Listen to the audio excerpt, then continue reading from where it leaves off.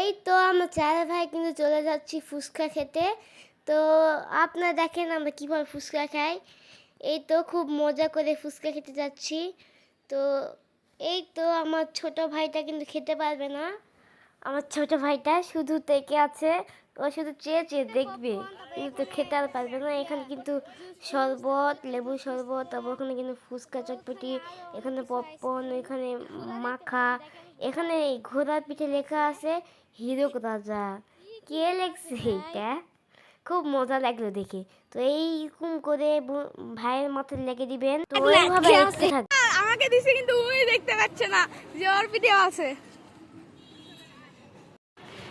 এগুলো নিয়ে ছোটবেলায় কে কে খেলেছেন?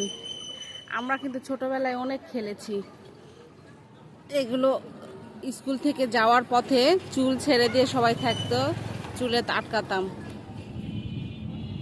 তো এইখানে আমার মার কিন্তু ছোটবেলার কথা মনে এসে গেলে ফলটা দেখে দেখেন আমার মা কি করে। তো চুলগুলো তো অনেক সুন্দর হয়েছে। ভালো না মা?